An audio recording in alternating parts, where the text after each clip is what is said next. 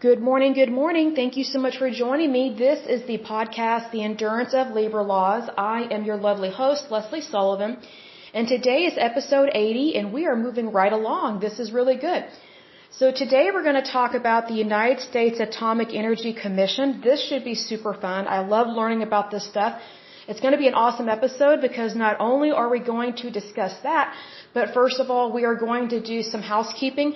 So in terms of the housekeeping, I'm going to go over the Superfund sites so far on the states that we've covered that have been deleted, meaning they have been deleted from the national priorities list, so they're cleaned up and good to go. But first of all, I want to give a big shout out to my listeners because you guys are awesome. I love you very much, and it's good to see you here. So here we go. A big shout out to Massachusetts, Alabama, Ohio, Oregon, British Columbia, hey Pennsylvania, how you doing? New York, Texas, my lovely neighbor. I love it when we beat you in football, but you guys are really nice, except when you're in the stands. Like when OU and Texas are playing, woo, competition there for sure. And a big shout out to Oklahoma, Virginia. In terms of countries, let's see, Denmark, Japan, South Africa, Slovakia, the Netherlands, the United Kingdom, Canada, and the United States. Good to see all of you there. So let's start with some housekeeping here. So again, I'm going to go over the Superfund sites that have been deleted from the national priorities list, which means they've been cleaned up and good to go.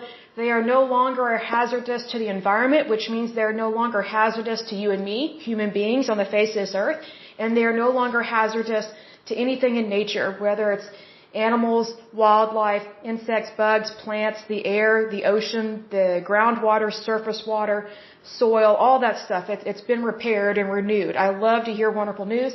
So let's go ahead and get started on this puppy here. So again, we are in the state of Colorado. Let me make a note of that. First one here is Colorado. So the first one that has been cleaned up and good to go in the state of Colorado is Sand Creek Industrial. It was located in the county of Adams. And let me see if it gives me a population for Adams County. Adams County has 519,572 people living there. The issue with this one was soil, solid waste, liquid waste, groundwater, surface water, and air contamination and debris contaminated by VOCs, pesticides, herbicides, and arsenic from an oil refinery, a pesticide manufacturing facility, acid pits, and a landfill. Wow, they had a bumper crop of problems there, right? This one was cleaned up and good to go as of December 20th, 1996. The next one is Smuggler Mountain. That is so cool, that name Smuggler. We don't hear that word anymore. It's such a good word. Maybe we should use that word more often to describe things more accurately, especially on the news. Can you imagine if CNN or MSN, NBC or whatever, used the term smuggler more often? I think that would be funny. Their ratings would probably go up a lot more. But anyway, this one was located in the county of Pitkin, and Pitkin has a population of 17,358 people. The issue with this one was groundwater and soil contamination by lead and cadmium from historical mining operations. And I like that it lists that very accurately because here's the thing, sometimes Superfund sites get on the list because of things that happened like at the turn of the century. Which, there are a lot of things that, we just didn't know about. We were still learning. So you have to remember that the things that we know now were once things that our ancestors and, people from times past had no idea what the substances were, and they weren't always sure how to properly handle stuff. Like at one point, everything was new. All the technology that we know at one point was new. So if you think about it, when something's new, you have to test it, right? So I'm glad that it lists that correctly, that it's historical mining operations, because there are things that we learn over time. That's why I do not agree with shaming and blaming. I would just rather help the people get it cleaned up and that we learn from it, and so that way we don't do bad practices in the future, or at least anymore. And when I say bad practices, that doesn't mean they're bad people. Mistakes can happen whether you have a character flaw or not. That's just how it is. It's like if I'm baking bread, which I love to bake bread, if I use too much or too little yeast, guess what? My loaf is not going to turn out right. That doesn't mean that I'm a bad person. It just means I made a mistake in terms of, baking my bread, or maybe I picked up the wrong packet of yeast at the supermarket. Like there's different types of yeast. There's bread machine yeast, there's fast acting or a fast rising yeast, and then there's just your plain Jane yeast that you use for different types of bread.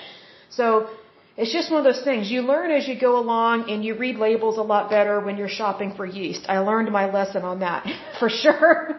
Because if you're not expecting your yeast to rise super quick, literally, you've got a big fluffy problem in your oven. So anyway, Smuggler Mountain was cleaned up and good to go as of September 23rd, 1999.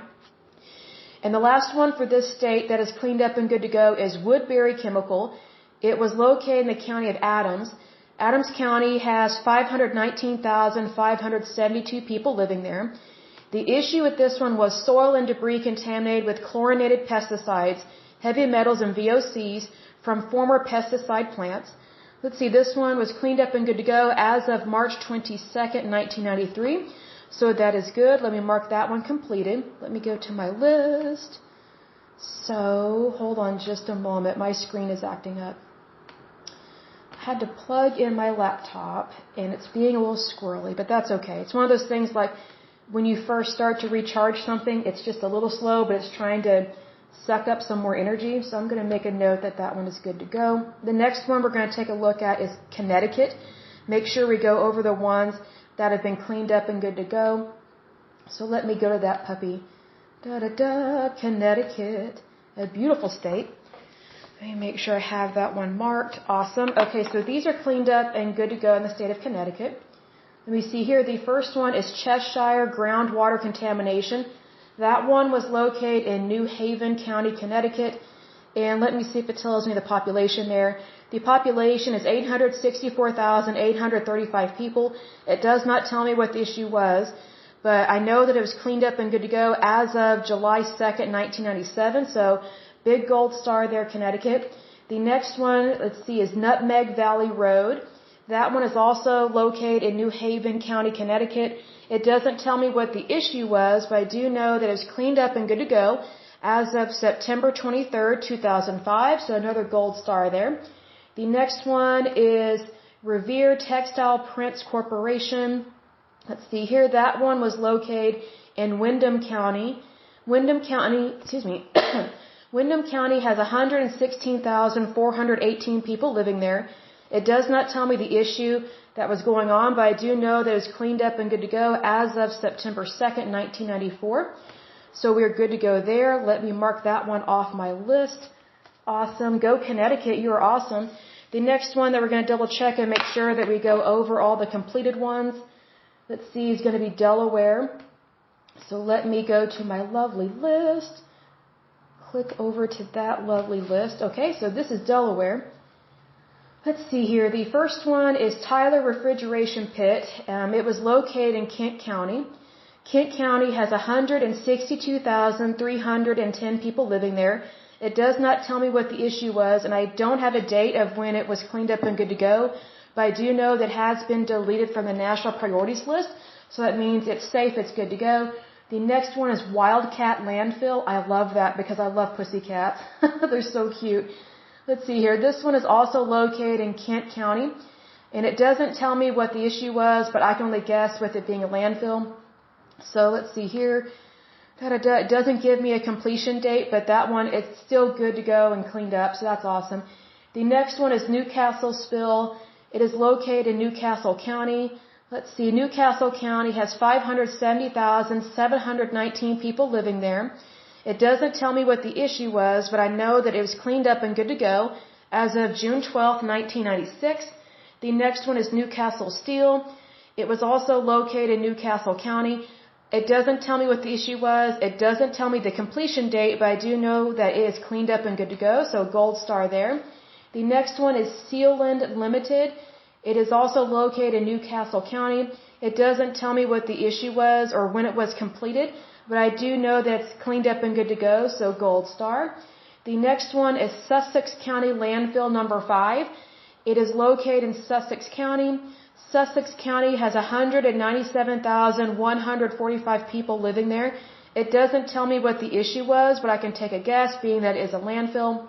So let's see here. It doesn't give me a completion date, but I do know that it's cleaned up and good to go. So gold star, awesome, moving right along. So that one is good to go. Let me make sure. Let me make sure. I feel like I'm getting my states mixed up. Okay, so just to be clear, just in case I accidentally said the word Connecticut, because I love Connecticut, it's so beautiful, I would love to visit there. All the ones that have been completed and good to go and cleaned up in Delaware are Tyler Refrigeration Pit, Wildcat Landfill, Newcastle Spill, Newcastle Steel, Sealand Limited, and Sussex County Landfill number 5. I've got my mind on Connecticut for some reason, probably because it's such a beautiful state. So my apologies if I'm getting my words mixed up, but that's okay. I think you guys are very patient. So the next one that we're going to go over in terms of listing the completed Superfund sites is the state of Arkansas. So let me click over there and go to that list just to make sure we give credit where credit is due. So here we go. We are in the state of Arkansas. Awesome. I make a note of that. Okay, so this is Cecil Lindsay. It was located in Jackson County. Jackson County doesn't tell me the population. That's okay, but the issue with this one was solid waste containing metal industry waste and contaminated by pesticides, heavy metals. Leachate contains heavy metals and organic compounds with potential to contaminate groundwater and surface water. This one was cleaned up and good to go as of September 22nd, 1989. The next one is Fritt Industries. This one, let's see, was located in Lawrence County. Lawrence County, as of 2010, had 17,415 people living there. The issue with this one was soil and groundwater contamination by zinc sulfate, cadmium, chromium, and lead after a 1979 fire in a storage facility. This one was cleaned up and good to go as of October 14th, 1997. The next one is Gurley Pit. This one was located in Crittenden County. Let's see, as of 2010, their population was 50,902 people. The issue with this one was oil refinery waste was dumped in a pit on site. The water sludge contains PCBs and soil and groundwater were contaminated by barium, lead, and zinc. That's not good. But it was cleaned up and good to go as of November 6th, 2003. The next one is Industrial Waste Control. This one was located in Sebastian County. Sebastian County, as of 2010, has 125,744 people living there. The issue with this one was several hundred buried drums containing methylene dichloride, toluene, PAHs, and heavy metals, including nickel, chromium, and lead. Drums and contents have been removed and incinerated. Highly contaminated soil has been stabilized on site. That's really good. This one was cleaned up and good to go as of, that's going to be April 7th, 2008. The next one is Jacksonville Municipal Landfill. Okay, a drink there. Okay, so this one was located in Lonoke County. Let's see, Lonoke County as of 2010 has 68,356 people living there. And this one, the issue was soil contamination from illegal dumping of industrial waste, including dioxins and herbicides. This one was cleaned up and good to go as of March 14th, 2000. The next one is South 8th Street Landfill. It was located in Crittenden. And the issue with this one was approximately 20,000 cubic yards of highly acidic oily sludge containing lead, PCBs, and PAHs, and 22,000 cubic yards of contaminated soil have been neutralized. Other soil in the landfill is contaminated with PCBs and pesticides. Groundwater contamination by lead, arsenic, and manganese have been cleaned up. This one was good to go and cleaned up. Let's see, that's going to be September 28th, 2004. So Arkansas is good to go in terms of cleanup, in terms of those deleted ones. So that is good. They still have others they need to work on, but that's okay. So let me mark that one as completed, that we've already discussed it. The next one is Arizona. So let's double check my list here. Let's go over to that lovely one. Arizona is such a beautiful state. I would love to visit there. Absolutely wonderful. Okay, let me go to Arizona. look at their deleted sites, which again, if they have been deleted from the national priorities list, that means that they have been cleaned up and good to go. Things have been neutralized. It's gone back to nature, which is awesome. So it's no longer a hazardous waste site. It's no longer an issue. So the first one in the state of Arizona, let me make a note here, is Luke Air Force Base. This one was located in Maricopa County. Let's see here. Maricopa County has a little over 4.4 million people living there. Let's see here. And the issue with this one was soil and potential groundwater contamination with waste oils and VOCs from base operations. This one was cleaned up and good to go as of April 22nd, 2002. The next one is Mountain View Mobile Home Estates. That one was located in Gila County. Let's see, Gila County as of 2010 has 53,597 people living there. The issue with this one was asbestos contamination of soil and air from asbestos milling operations. This one was cleaned up and good to go as of April 18th, 1988. The next one is 19th Avenue Landfill. It was located in Maricopa County. The issue with this one was landfill site containing some hazardous waste. I'm not surprised because you'd be surprised what people throw away and they should not.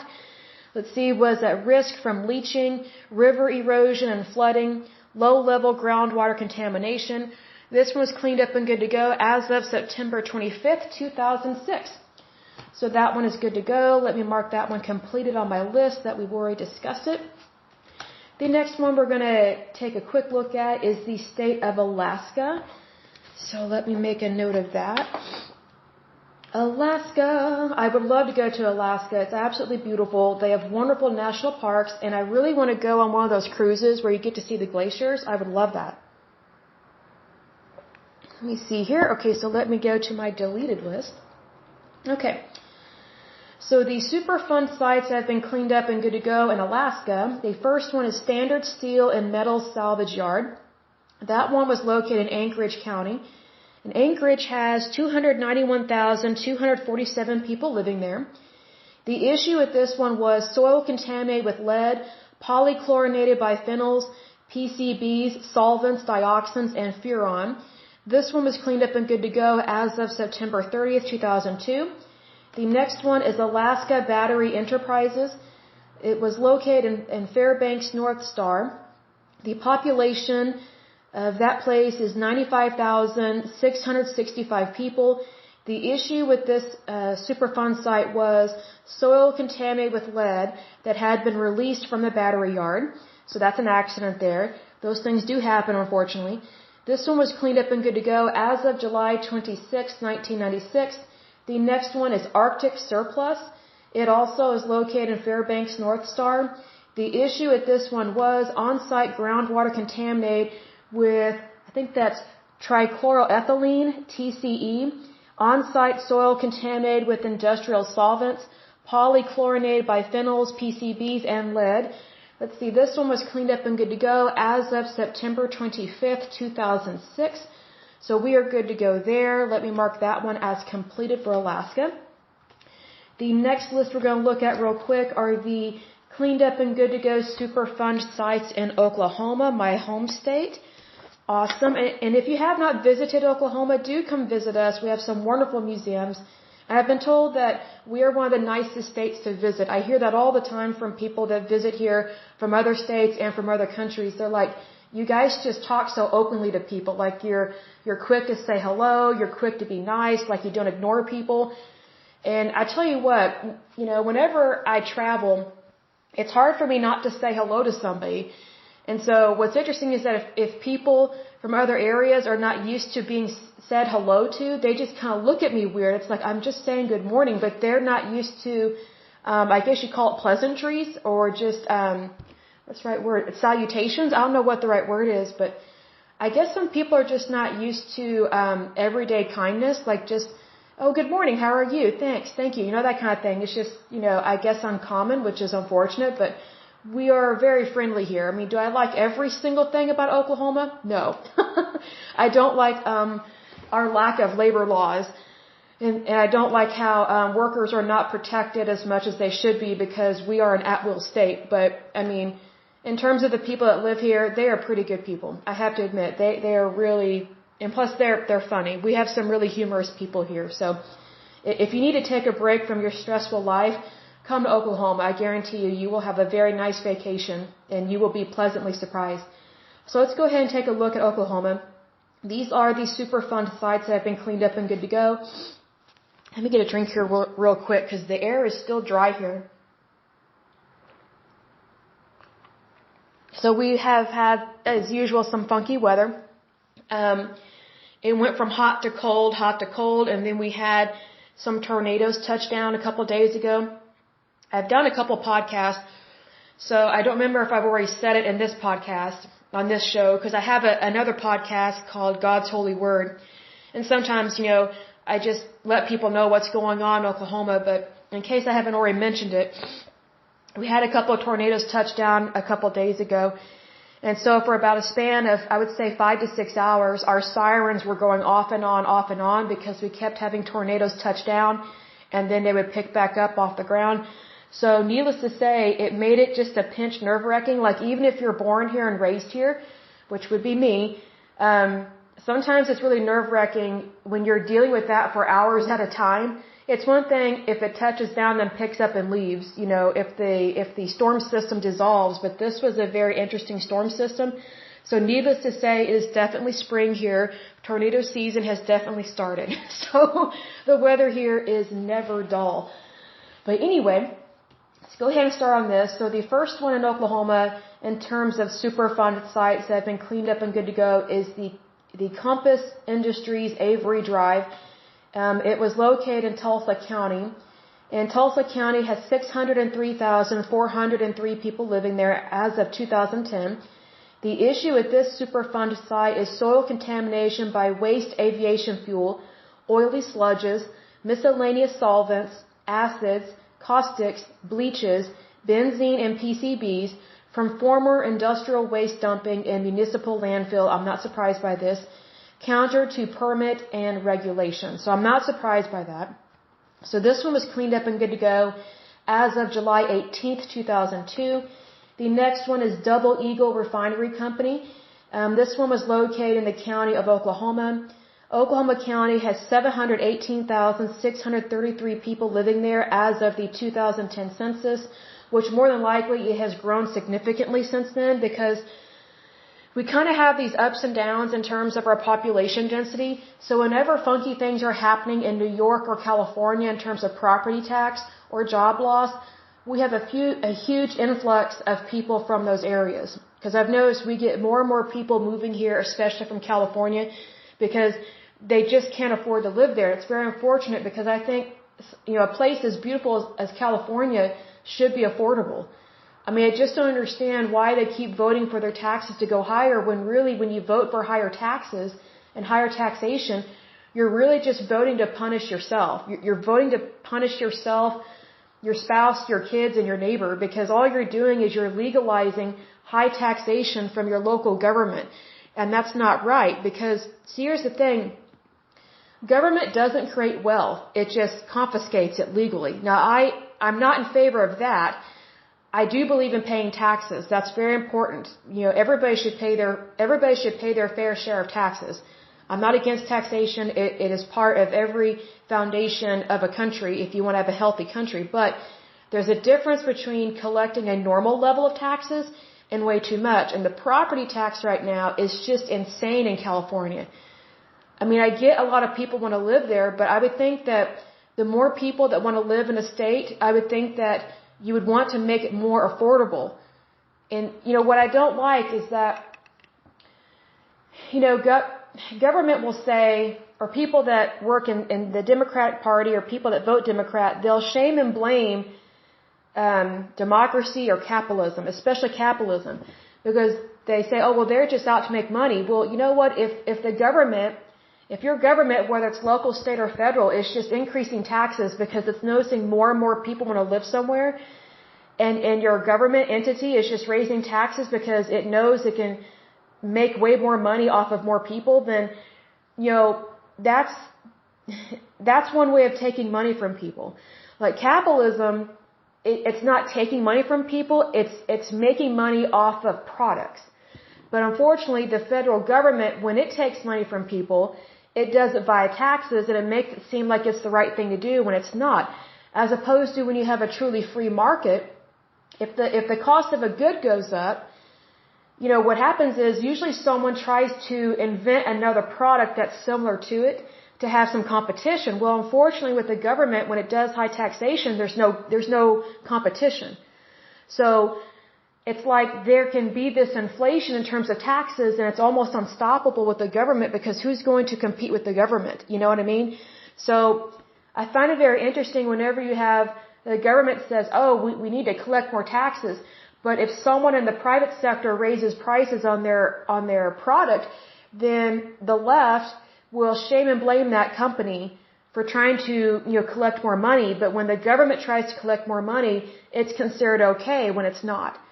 So I mean, we need to call a spade here. Like, if it's wrong for a company to fleece people, then it's wrong for the government to fleece people. However, in the private sector, whenever a company ups its prices, that encourages people to have more competition, especially across state lines, because it's the consumer that determines pricing. And I'll give an example where a company did something really bad and people spoke up about it. There was this company, I can't remember the name of it, but there's this hedge fund manager. He was a young guy. He's probably around my age, a little bit younger, and I'm 38. But he bought the patent to an auto-ejector pen or insulin or something. I can't remember what. I think he's now in prison because he committed fraud in something else, which I'm not surprised. But he bought this patent because it was available to purchase on a medicine, which it is legal to do that, because patents are important. And so anyway, he purchased this patent on a drug that had kind of been forgotten about. It's still a serious drug, but he raised the price of it astronomically. And it was horrible. Like, that's cruel.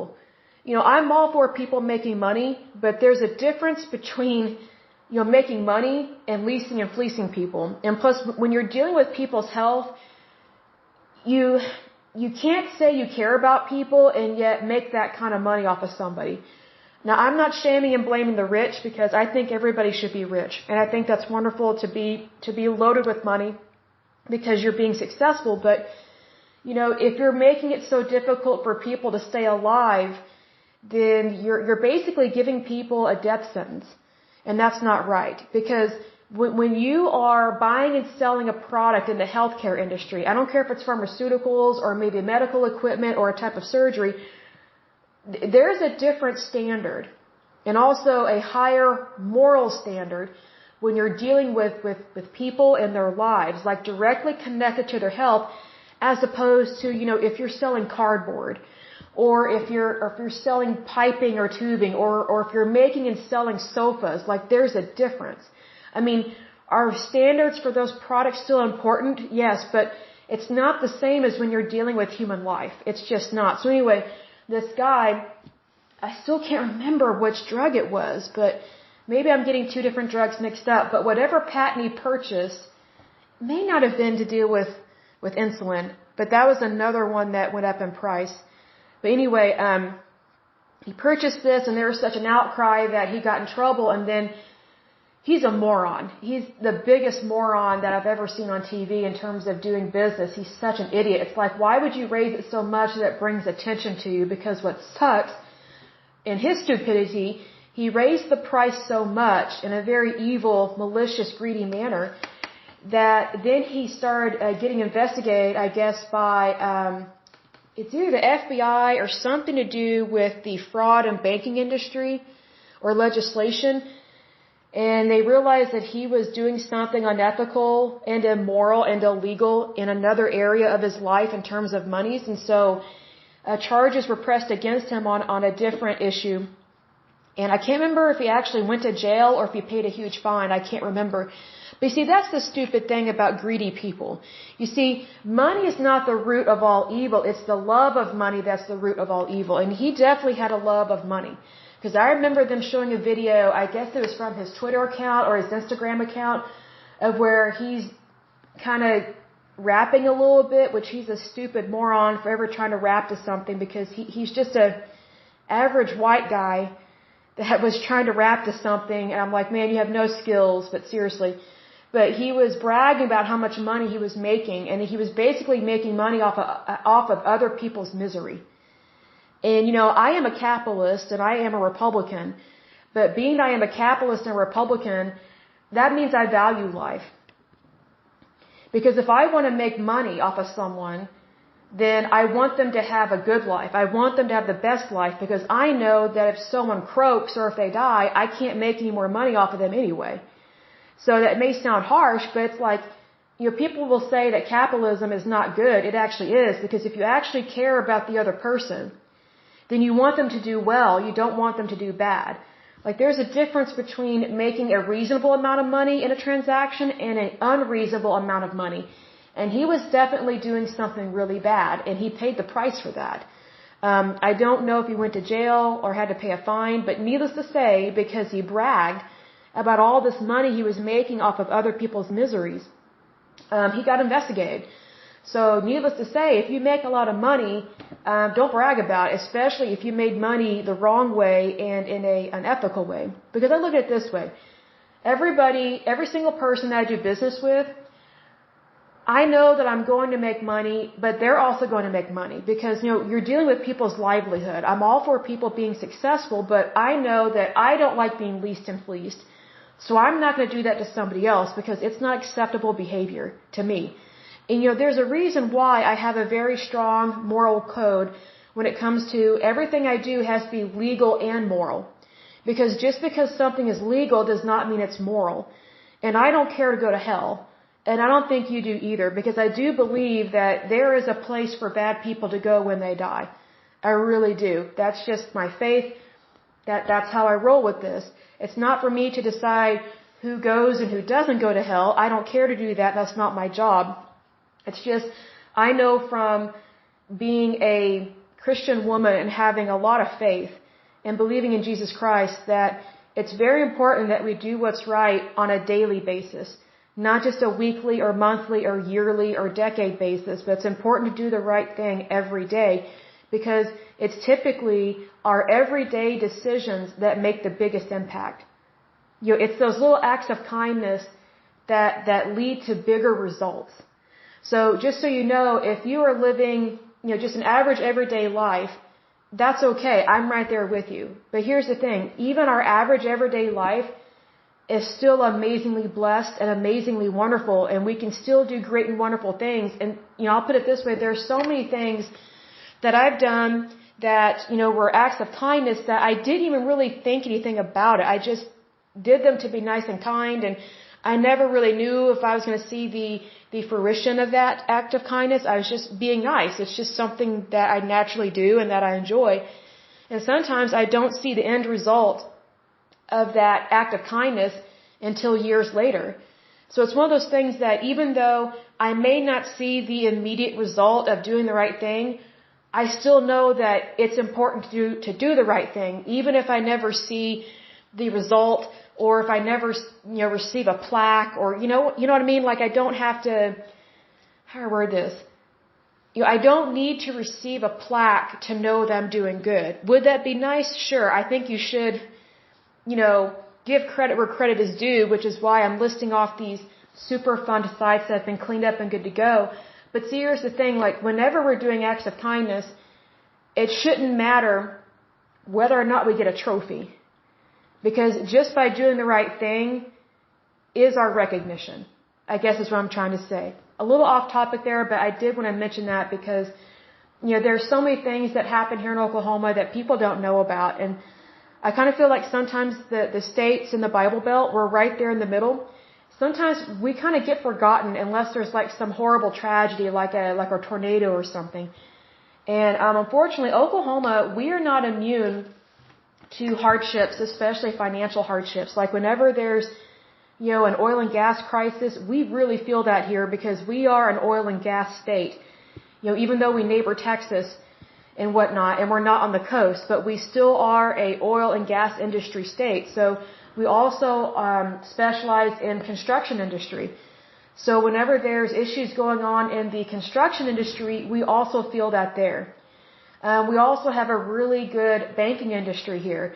So when there's something going on in the banking industry or the interest rates are funky, we definitely feel that here as well. So it's kind of one of those things like, for example, like Rhode Island. I know Rhode Island, I have visited there. It's absolutely beautiful. I know Rhode Island is very beautiful, but I don't know the ins and outs of that state. Like, I don't know what they suffer from or what they suffer with or what their main industry is. I could look it up and research it, but even then, I don't know everything, the ins and outs of that state. But I do know that their state is important. And their people are important. And they deserve to have a good, wonderful life. It's the same way in every other state, especially Oklahoma. So, another thing with Oklahoma is that sometimes people just view Oklahoma as this stupid hick state. Now, do we have hicks here? Yes. Not as many as there used to be, I can assure you, but I just kind of feel like sometimes, there are some states in the United States that kind of get kicked around because people have this way of viewing red states, conservative states. It's like they all think we're Bible thumpers, we have pitchforks, and, that we're racist, we're bigoted, and, we're just hicks that live on farms. And I'm just like, nothing could be further from the truth. Me personally, I don't even own a pitchfork, so, it's just kind of one of those things. I think you kind of have to take things with a grain of salt to a certain extent, but I think it's good to, first of all, give credit where credit is due and to just practice that good basic human kindness.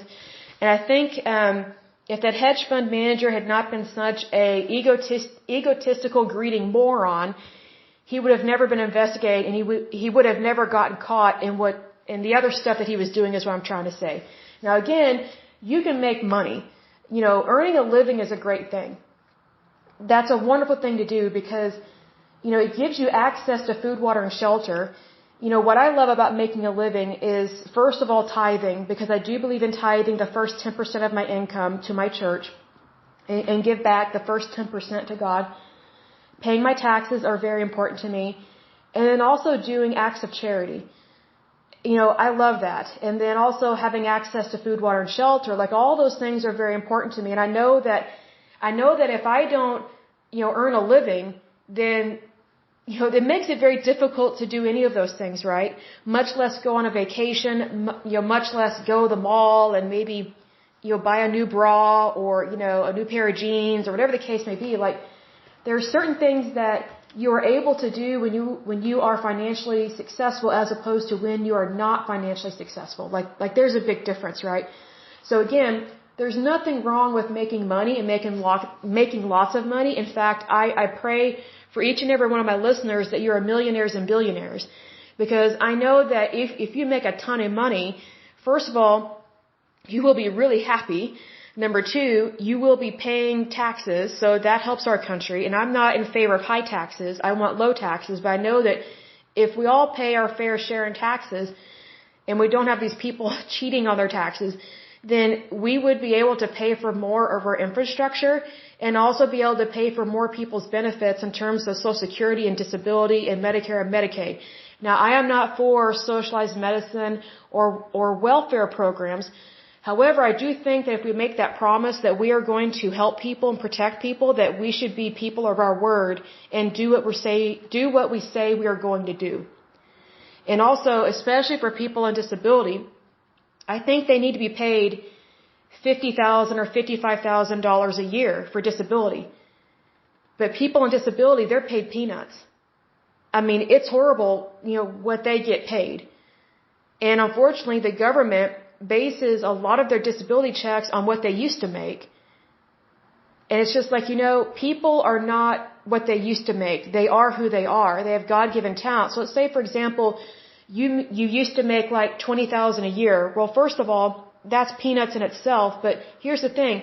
Even though you used to make $20,000 a year before you went on disability, that doesn't mean that that's all you need. If anything, when you are on disability, you need way more money, because more than likely the reason why you're on disability is because you've got some issue going on, especially health-wise.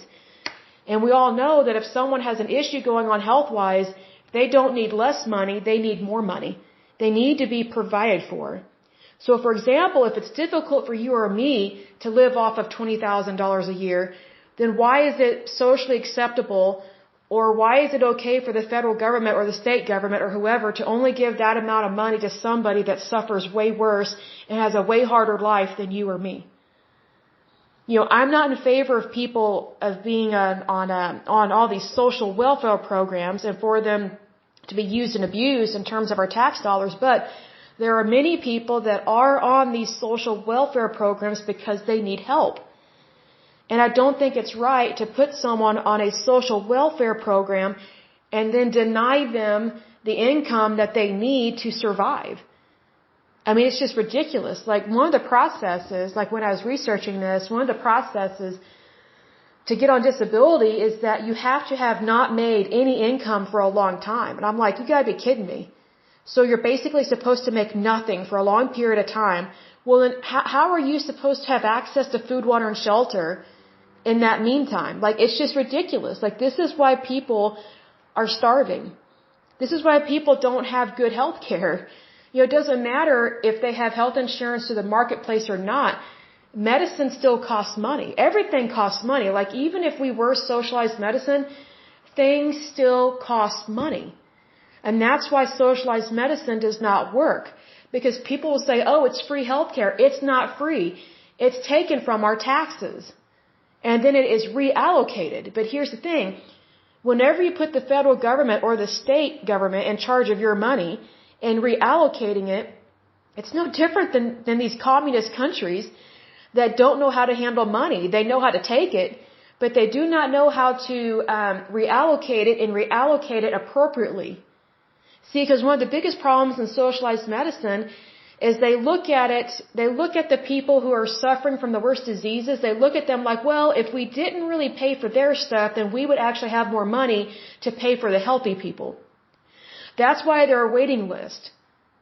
And you know, Sarah Palin, as interesting as she was right in terms of when she called those panels death panels in terms of Obamacare, because you're putting these bureaucrats in charge of your health care. Well, your health care is not mandated and should not be mandated by someone you don't even know. Your health care belongs to you, and your health care is between you, the patient, and your doctor. It does not involve anybody else unless you give them permission. But unfortunately, when the more you lean towards socialized medicine, the less control you have over your health care and your health as a citizen and as a private citizen. Because technically that's what we are in the United States. We are citizens. We are private citizens, meaning we're not communists. We're not slaves. We're not indentured servants. We're not peasants. We are citizens of the United States. Like, we don't belong to the government belongs to us. But unfortunately, the more you lean towards anything socialized, whether a socialized government or socialized medicine, the less rights you have as an individual, and your individual rights are very important. I mean, if you want to truly understand just how important your rights are, move to a communist country or talk to someone that has immigrated to America from a communist country and ask them what it was like living over there. And they will tell you straight up, you do not ever want to live in a communist country. Ever. Ever, ever, ever. But just that, kind of getting sidetracked a little bit, but I just kind of felt like needed to discuss that for just a moment. But anyway, back to Oklahoma, and their Superfund sites have been cleaned up. So this one is Double Eagle Refinery Company. Again, is located in the county of Oklahoma. The issue with that one was soil and sludge contaminated by lead and soil and sediments contaminated by xylene, ethylbenzene, and TCE. It was cleaned up and good to go as of August 21st, 2008. The next one is 4th Street Abandoned Refinery. This one was located in the county of Oklahoma. The issue with this one was, hold on, my screen just went funky. It's like if I don't move the mouse quickly enough, it goes into a screensaver. My apologies there. So it's the 4th Street Abandoned Refinery. It was located in the county of Oklahoma. The issue with this one was sludge contaminated by lead and I think that's chrysene, and soil and sediment contaminated by, I think that's phenanthrene and naphthalene. It was cleaned up and good to go as of August 21st, 2008. The next one is Sand Springs Petrochemical Complex. It was located in the county of Tulsa.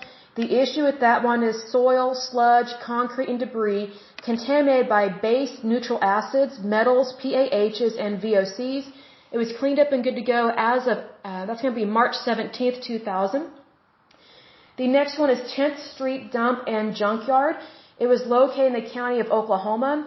The problem with that one was PCB contamination of soil from former salvage yard, junkyard, and landfill operations. It was cleaned up and good to go as of November 21st, 2000. So we are done with the state of Oklahoma in terms of the cleanup. The next one we're going to go over real quick is Alabama. So let me switch over to there. Let me go to the lovely state of Alabama. Look at the completed ones here. So again, these are the cleaned up Superfund sites that are no longer a issue in the state of Alabama. Let me make a note of that. Okay. So Alabama, the first one is, I think that's Mowbray Engineering. It was located in Greenville County. Let me double check something. I take that back. That's the city. Let me go to the county. I knew something looked different about that. I was like, that looks funky. Okay, so it was located in Butler County. And Butler County has, 19,051 people living there. The issue with this one was soil was contaminated by PCBs and low levels of phenols, chloroform, dichloroethane, and TCE from a former transformer repair facility. Spills in 1975 and 1980 caused fish kills. Oh, that's concerning big time because it's killing wildlife for sure. So whatever can kill wildlife can kill us. So that's a problem. So that one was cleaned up and good to go as of December 30th, 1993. The next one is Perdido groundwater contamination. This one was located in the county of Baldwin. Baldwin County has 231,767 people living there. The issue with this one was benzene contamination of drinking water caused by a 1965 train derailment. This one was cleaned up and good to go as of May 16th, 2017. Good to go. Took a long time, but we probably had a lot of issues. So that one is good to go. Those are the ones that are cleaned up so far in Alabama. So let's go to Rhode Island. I love Rhode Island. You are such a beautiful state. Okay, so let me make a note that we are going over the ones in Rhode Island real quick just to make sure we cover those and give credit where credit is due. Okay. Let me see here. Rhode Island. Let's see here. The first one is, well, it's the first and only one. Okay. This is Davis GSR Landfill. It was located in the county of Providence. Providence has 660,741 people living there. The issue with this one was on-site groundwater, surface water, and sediments contaminated with volatile organic compounds such as vinyl chloride and benzene, polycyclic aromatic hydrocarbons, heavy metals including manganese, arsenic, lead, and the pesticides chloridane and DDT. This one was cleaned up and good to go as of August 13th, 1999. Let me make a note that we are done with that one. The next one is the state of California. I'm pretty sure we've gone over the completed list in California, but I want to make sure that we have. So let me go to that list there.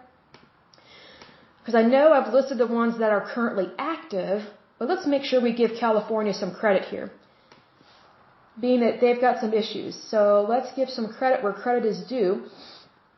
And also, they're doing a good job. They're doing a good job of cleaning things up. So I always love to see good things. So the first one in California that is cleaned up and good to go, make sure I'm looking at the right list, there we go, is Louisiana Pacific Corp. It is located, or was located, in Butte County. Butte County has 211,632 people living there. It does not tell me what the issue was, but I do know it was cleaned up and good to go as of November 21st, 1996. The next one is Western Pacific Railroad Company. It is also located in Butte County. It does not tell me what the issue was, but I do know it was cleaned up and good to go as of August 29th, 2001. The next one is Liquid Gold Oil Corp. It was located in Contra Costa County. Contra Costa County has a little over 1.1 million people living there. It does not tell me what the issue was, but I do know it was cleaned up and good to go as of September 11th, 1996. 1996. The next one is Del Norte Pesticide Storage. It was located in Del Norte County. Del Norte County, well, that's a pretty name. Let's see, has a population of 27,743 people. It does not tell me what the issue was, but I do know it was cleaned up and good to go as of September 18th, 2002. The next one is Coalinga Asbestos Mine. It was located in Fresno County. Fresno County has a population of a little over 1 million people living there. It doesn't tell me what the issue was, but I do know it was cleaned up and good to go as of April 24th, 1998. The next one is TH Agriculture and Nutrition Company, also located in Fresno County. It does not tell me what the issue was, but I do know it was cleaned up and good to go as of August 21st, 2006. The next one is Selter Chemical Works. It is located in Humboldt County, California. Let's see. The population there is 136,463 people. It does not tell me what the issue was, but I do know it was cleaned up and good to go as of September 30th, 2003. Gold Star, California. Awesome. Moving right along. Let me see here. The next one is San Fernando Valley, Area 3. That one was located in Los Angeles County. And Los Angeles County, let's see, has it says it has more than 10 million people living there. That's quite a bumper crop. Okay, so it doesn't tell me what exactly the issue was, but it was cleaned up and good to go as of October 12th, 2004. Gold Star, California. The next one is Firestone Tire and Rubber Company, the Salinas plant. Let's see, it was located in Monterey County. Monterey County has 439,035 people living there. It does not tell me what the issue was, but I do know it was cleaned up and good to go as of April 21st, 2005. The next one is Ralph Gray Trucking Company. It was located in Orange County, California. Orange County has a little over 3.1 million people living there. It does not tell me what the issue was, but I do know it was cleaned up and good to go as of September 28th, 2004. Gold Star, California. The next one is Jib-Boom Junkyard. It was located in Sacramento County, California. Sacramento County has a little over 1.5 million people living there. It does not tell me what the issue was, but I do know it was cleaned up and good to go as of September 10th, 1991. Gold Star, California. Okay, the next one, let me scroll down through here. My lovely list. Let's see here. The next one is Southern California Edison Company, Visalia Pole Yard. This one is located or was located in Tulare County. And that county has 473,117 people living there. It does not tell me what the issue was, but I do know it was cleaned up and good to go as of September 25th, 2009. Gold Star, California. Awesome. Okay, so let me make sure I have that one marked completed. So the last one that we're going to make sure we cover in terms of completed and cleaned up Superfund sites is the state of New Jersey. Just to make sure we cover our bases here. So let me go to the lovely state of New Jersey. Okay, New Jersey. Alright, and New Jersey has a lot of Superfund sites that have not been cleaned up, unfortunately. Okay. Where is it? Okay. So the list, I'm pretty sure we've gone over these because they look familiar, but I just want to make sure that we have. So let me go through this here. So the first one in New Jersey, let me make a note of this, writing this down real quick. So, double check my math. Okay, yeah, all right. So New Jersey, the first one that has been cleaned up and good to go is Beechwood Berkeley Wells. Let's see here. It was located in the county of Ocean. Ocean County has, let's see, it doesn't tell me the population. All right. So it's cleaned up and good to go as of January 6th, 1992. And not many of these tell me what the problem was, so I'm just going to go through them real quick since it doesn't give me much information. The next one that is cleaned up and good to go is Comeville North Landfill. It is located, or was located, in the county of Morris. Morris County has 509,285 people living there. Let me double check something real quick. Okay, it was cleaned up and good to go as of June 2nd, 2004. Excuse me. The next one is Cooper Road Drum Dump. Let's see, it was located in Camden County. Camden County has 523,485 people living there, and I'm looking at a picture of that county, and it is very beautiful. It's trees. I'm impressed. Awesome. Okay, so that one was cleaned up and good to go as of February 22nd, 1989. The next one is Delilah Road Landfill. It was located in the county of Atlantic. Atlantic County has 274,534 people living there. It was cleaned up and good to go as of October 13th, 2009. The next one is Denzer and Schaefer X-Ray Company. It was located in the county of Ocean. It was cleaned up and good to go as of December 29th, 1998. The next one is Florence Land Recontouring Incorporated. It was located in the county of Burlington. That one was cleaned up and good to go as of May 13th, 2004. The next one is Fort Dix Landfill. Let's see, this one was located in Burlington County. Burlington County, it doesn't give me, it does give me a population. I take that back. There are 461,860 people living there. And this one was cleaned up and good to go as of September 10th, 1999. The next one is Friedman Property. It was located in Monmouth County. It was cleaned up and good to go as of March 7th, 1986. The next one is Glen Ridge Radium Sites. It was located in Essex County. Let's see, Essex has 863,728 people living there. Let's see here. It was cleaned up and good to go as of September 2nd, 2009. The next one is Grand Street Mercury. Let's see, it was located in Hudson County.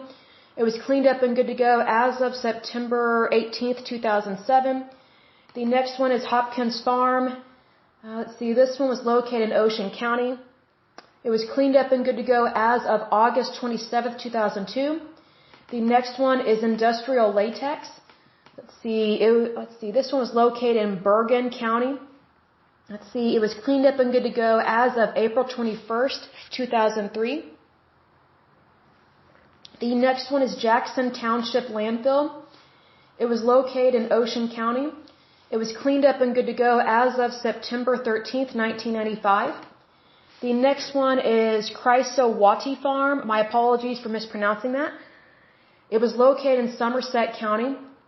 It was cleaned up and good to go as of February 22nd, 1989. The next one is Lodi Municipal Wells. It was located in Bergen County. It was cleaned up and good to go as of December 29th, 1998. The next one is M&T DeLisa Landfill.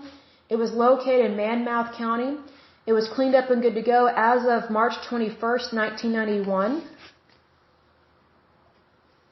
The next one is Mannheim Avenue Landfill. It was located in Atlantic County. It was cleaned up and good to go as of August 27th, 2007. The next one is Monroe Township Landfill. Let's see, it was located in Middlesex County. It was cleaned up and good to go as of February 3rd, 1994. The next one is Mount Clair West Orange Radium Sites. It was located in Essex County. It was cleaned up and good to go as of September 2nd, 2009. The next one is Pepe Field. It was located in Morris County. It was cleaned up and good to go as of July 11th, 2003. The next one is Pie Jack Farm. It was located in Ocean County, and cleaned up and good to go as of March 3rd, 1997. The next one is Pomona Oakswell contamination. Let's see, this one was located in, that is Atlantic County. It was cleaned up and good to go as of May 7th, 1998. The next one is Renora Inc. It was located in Middlesex County. It was cleaned up and good to go March 20th, 2000.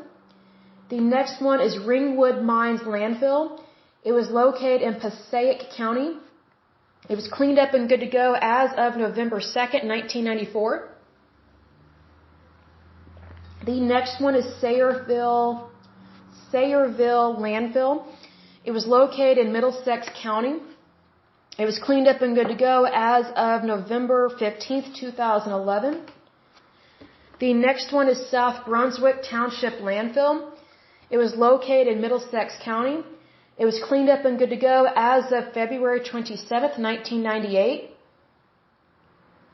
The next one is Spence Farm. It was located in Ocean County. Let's see here. It was cleaned up and good to go as of March 3rd, 1997. The next one is Tabernacle Drum Dump. It was located in Burlington County. It was cleaned up and good to go as of May 8th, 2008. The next one is Upper Deerfield Township Sanitary Landfill. It was located in Cumberland County.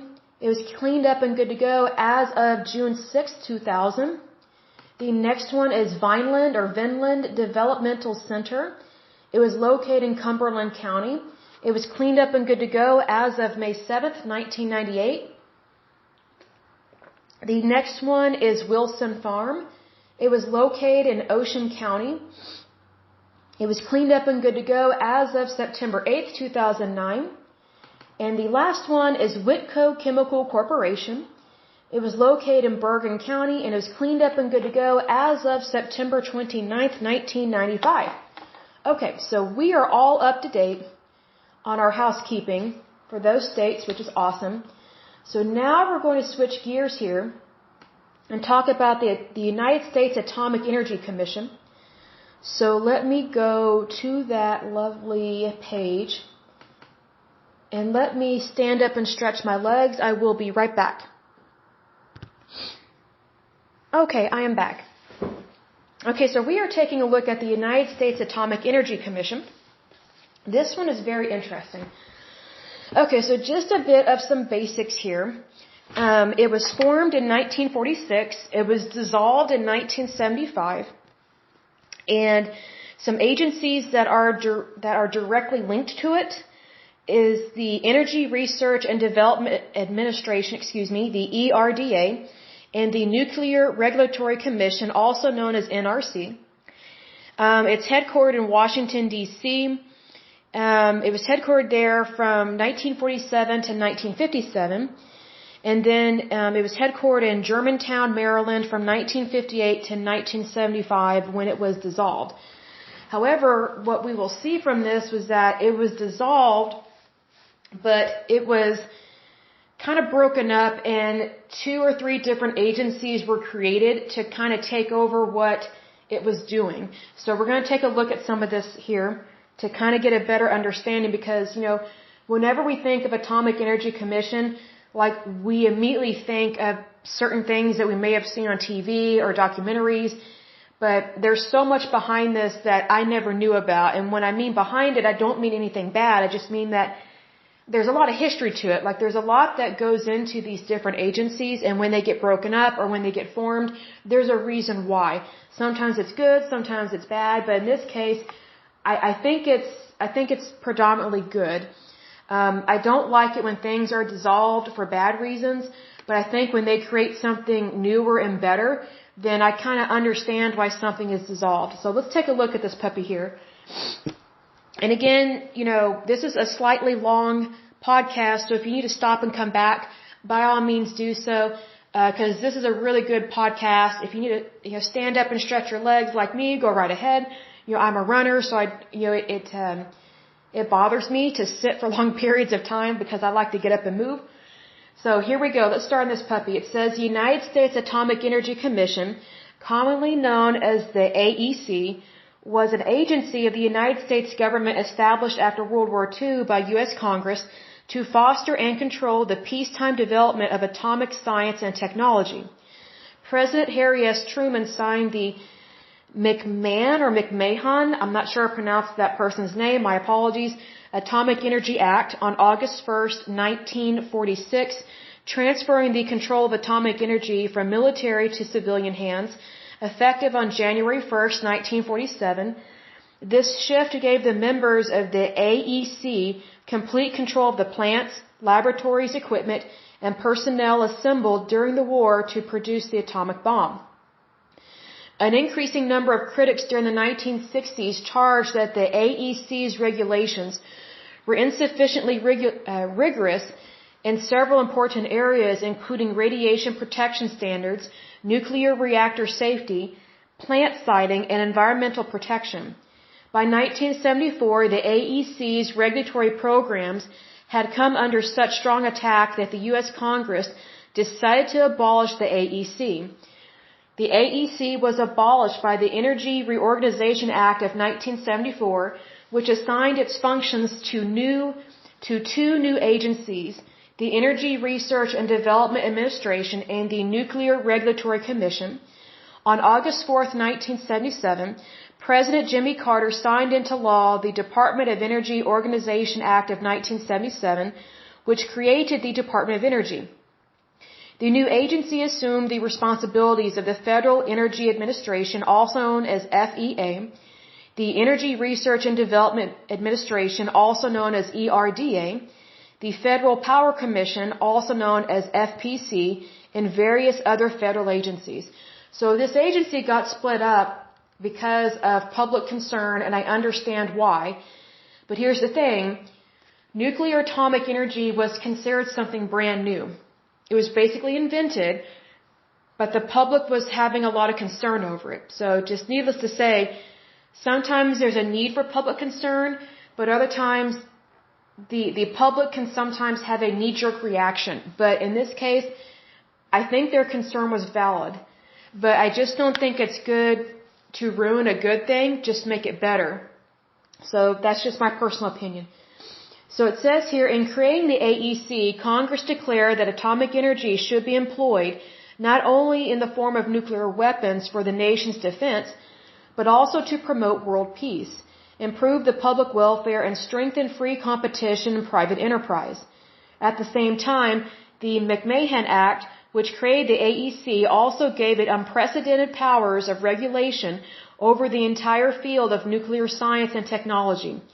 It furthermore explicitly prevented technology transfer between the United States and other countries, and required FBI investigations for all scientists or industrial contractors who wish to have access to any AEC-controlled nuclear information. Now, obviously, some of this has changed, right? Because unfortunately, the United States has stupidly shared so much of what we know with other countries. And unfortunately, when we do that, we are arming our enemies, and we should never do that. And it may be enemies that may not be enemies at the time, but they can turn against us. Hence, we have nuclear problems with Russia, Iran, and North Korea. So we have some issues there. Like we have messed up, and that's putting it mildly. You know, sometimes we get stupid people in charge that think, oh, we should just share everything with everybody. You know, this stupid utopia, theology, which is dumb. Because unless someone is an American, we shouldn't share anything with them.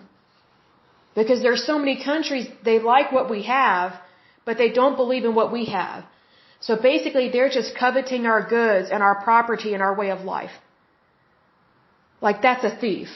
So unfortunately, we have been very stupid.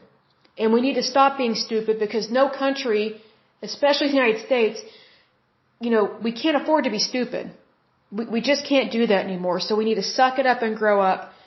And I'm trying to be as nice about that as possible, but there's some things I'm very disappointed in who we do business with and who we share our secrets with. I mean, a secret is a secret for a reason. I mean, that's just hence the word secret, right? Okay, so the signing was the culmination of long months of intensive debate among politicians, military planners, and atomic scientists over the fate of this new new energy source and the means by which it would be regulated. President Truman appointed David, I'm probably mispronouncing his name, but Lilienthal as the first chairman of the AEC. Congress gave the new civilian AEC extraordinary power and considerable independence to carry out its mission. To provide the AEC exceptional freedom in hiring its scientists and engineers, AEC employees were exempt from the civil service system. The AEC's first order of business was to inspect the scattered empire of atomic plants and laboratories to be inherited from the U.S. Army. Because of the need for great security, all production facilities and nuclear reactors would be government-owned, while all technical information and research results would be under AEC control. The National Laboratory System was established from these facilities created under the Manhattan Project. Argonne National Laboratory was one of the first laboratories authorized under this legislation as a contractor-operated facility dedicated to fulfilling the new AEC's missions. The Argonne was the first of the regional laboratories to involve universities in the Chicago area. Others were the Clinton CEW labs and the Brookhaven National Laboratory in the Northeast, although a similar lab in Southern California did not, whatever that word is, eventuate. I'm not sure what that word means because I haven't seen it before. On March 11, 1948, Lilienthal and Kenneth Nichols were summoned to the White House, where Truman told them, "I know you two hate each other's guts." He directed that the primary objective of the AEC was to develop and produce atomic weapons. Nichols was appointed a major general and replaced Leslie Groves as chief of the Armed Forces Special Weapons Project, also known as AFSWP. Previously, Lilienthal had opposed his appointment. Lilienthal was told to forego your desire to place a bottle of milk on every doorstop and get down to the business of producing atomic weapons. It says Nichols became general manager of the AEC on November 2nd, 1953. Let's jump down to regulations and experiments. Let's see here. The AEC was connected with the U.S. Department of Defense by a military liaison committee. The Joint Committee on Atomic Energy exercised congressional oversight over the AEC and had considerable power in influencing AEC decisions and policies. Let's see here. Let's jump down to public opinion and basically getting rid of the AEC, abolishing it. During the 1960s and early 1970s, the Atomic Energy Commission came under fire from opposition concerned with more fundamental ecological problems such as the pollution of air and water. Under the Nixon administration, environmental consciousness grew exponentially, and the first Earth Day was held on April 22nd, 1970. Along with rising environmental awareness came a growing suspicion of the AEC, and public hostility for their projects increased. In the public eye, there is a strong association between nuclear power and nuclear weapons, and even though the AEC had made a push in the late 1960s to portray their efforts as being geared toward peaceful uses of atomic energy, criticism of the agency grew. The AEC was chiefly held responsible for the health problems of people living near atmospheric test sites from the early 1960s, and there is a strong association of nuclear energy with the radioactive fallout from these tests. Around the same time, the AEC was also struggling with opposition to nuclear power plant siting as well as nuclear testing. Okay, so then, what else happened? By 1973, the AEC predicted that by the turn of the century, 1,000 reactors would be needed producing electricity for homes and businesses across the United States. However, after 1973, orders for nuclear reactors declined sharply as electricity demand fell and construction costs rose. Let's see here. Some partially completed nuclear power plants in the United States were stricken, and many planned nuclear plants were canceled. Now, I do want to mention this. Nuclear energy is really good at providing a lot of electricity and power at a way cheaper rate. And we have seen this in other countries such as France and I think the United Kingdom as well. It's just we need to be careful with them because we don't want a Chernobyl to happen. Now, I'm not going to go into all of Chernobyl in this particular episode because we've talked about before, but you just have to be careful with anything that you're using. But they are actually a really good way to produce a lot of power cheaply and effectively. You just need to be careful with it. So then let's see here. Some of the AEC chairs, the first one was David E. Lilienthal. The next one was Gordon Dean. Then Louis Strauss, John A. McCone, Glenn T. Seaborg. Then James R. I think it's Skeslinger, And then the last one was Dixie Lee Ray, a woman, awesome. Let's see here. Then it lists all the commissioners, and there's quite a few. So what's interesting about this particular agency is that, it was abolished or dissolved because of growing concern. And I can understand why. I think there's a lot of fear, and I think there is a lot of growing concern about the testing that they were doing. But see, here's the thing. Atomic energy was brand new. We were the ones to invent the atomic bomb, the United States. And so when you invent something, you have to test it, right? And so I think what sucks about this particular, this particular technology and what was done was that, when you test something, you have to test it on something. You have to test it in an area or a site. And so that's why the public became very concerned. And I'm not sure if everything was handled appropriately within the Atomic Energy Commission, which is why I think it was dissolved. And these other agencies were created and why they took over different parts of it. So I think the more specialized you create something, the more job functions you need, if that makes sense. Like, for example, and this is not related to this at all, but I think it's a good example, and I will close with this. Here's the thing. We have modern medicine, right? So, for example, when someone goes to medical school and they graduate, they become a medical doctor. But while they are in medical school and they do their residency, they decide their specialty, right? So you have this huge field, medical science, and all these medical doctors, but they get to pick their specialty.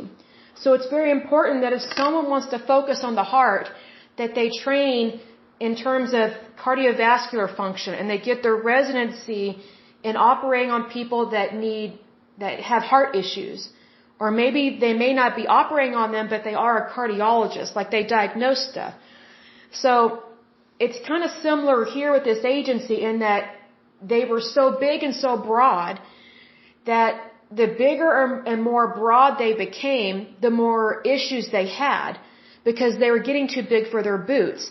And so the public noticed that, and I bet their agency noticed that as well. So they needed to be more specialized. It's the same thing in modern medicine. Like, we have people that are maybe orthopedic surgeons as opposed to brain surgeons.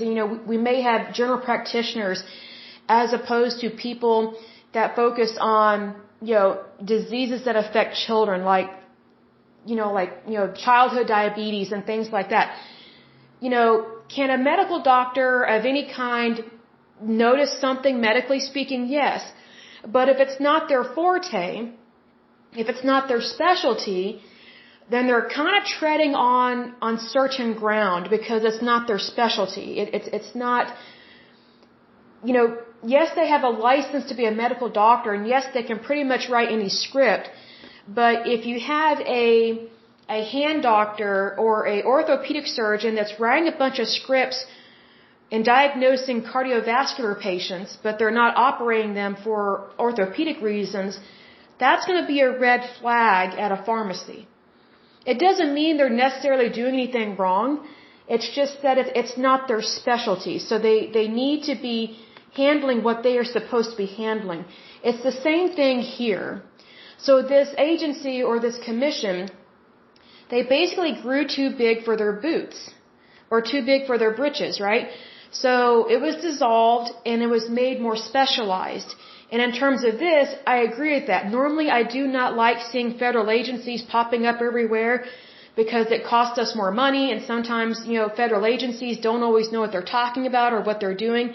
But in terms of this, it was kind of more civilian-based.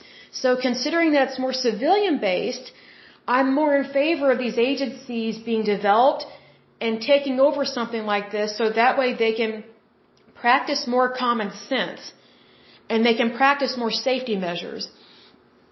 As opposed to not practicing safety at all, or, the left hand doesn't know what the right hand is doing.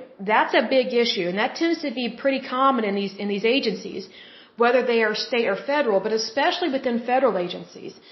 So in this respect, I am in favor of this one being dissolved and these other federal agencies being created. And what we need to remember is that a lot of these federal agencies in regards to environmental protection and environmental concern were created under a Republican president, President Richard Nixon.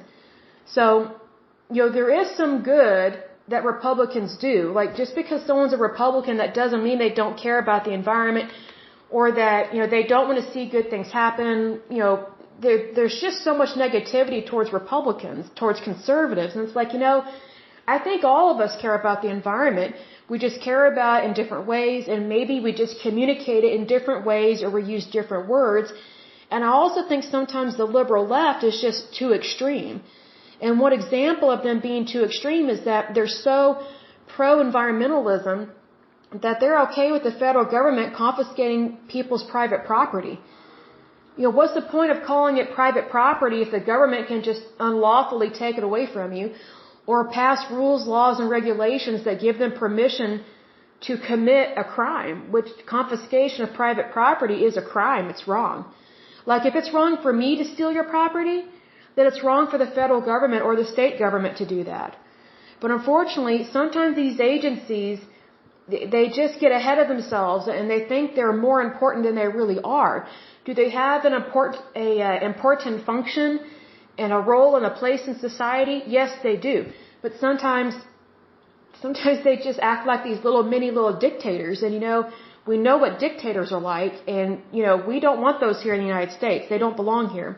They should take a vacation to Brazil or Argentina and just not come back. Have a fun time in your tropical region. But, in terms of this is a very important commission, a very important agency. But I completely understand and agree why it was dissolved, and I understand the concern. What we also need to realize is that at the time that this was dissolved and abolished was around the same time that Silent Spring, which was a kind of stupid environmental book written from an irrational, emotional agenda, almost like a Lifetime movie network. It's a good book, but it's not really completely factual. It's just built on emotions and stuff. But it was published around this time. And it really scared the public, and rightfully so. There are some important trends there, some important information, but I'm a black and white yes and no kind of gal. I like to look at the facts and look at the data. Like, I'm not a fan of the Lifetime Movie Network channel. I don't agree with 95% of what's on there.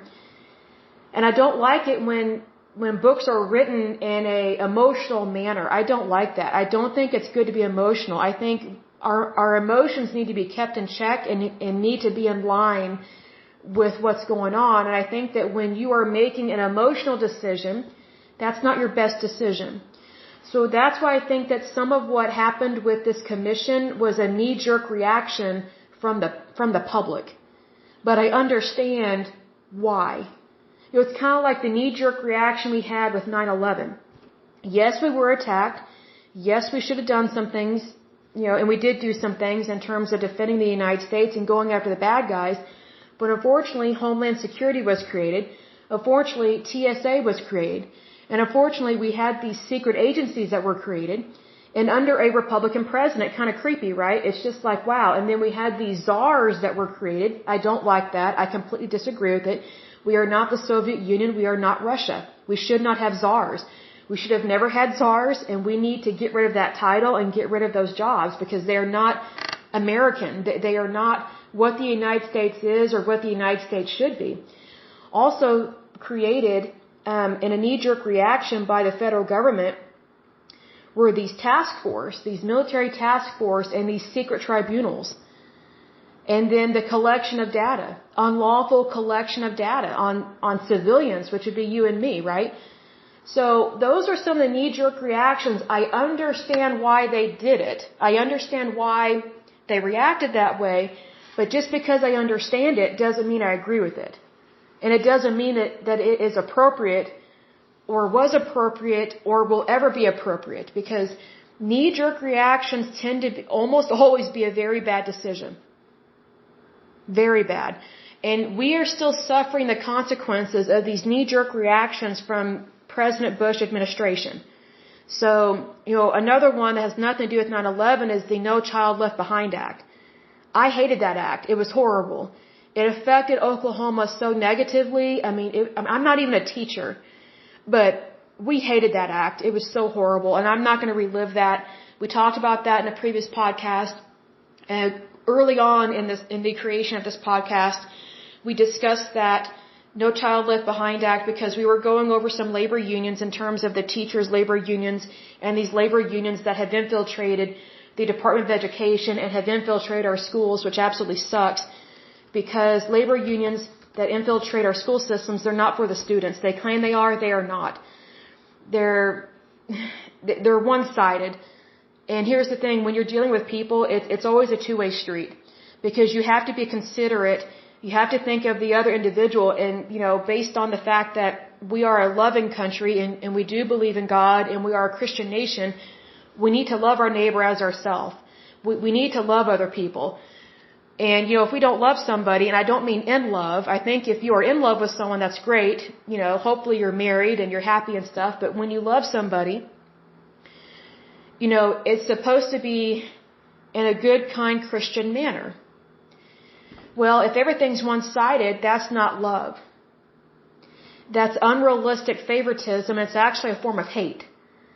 Because favoritism makes it all about just one individual, when it's not just all about you, it's not just all about me, it's not just all about my relatives or your relatives, like we're in this together, right? So we need to be a good, wholesome, and peaceful community, I guess is what I'm trying to say. But I don't want to get off track on that because I don't want this podcast to go too long, and I definitely need to get another drink of water. So let me see what we will discuss next.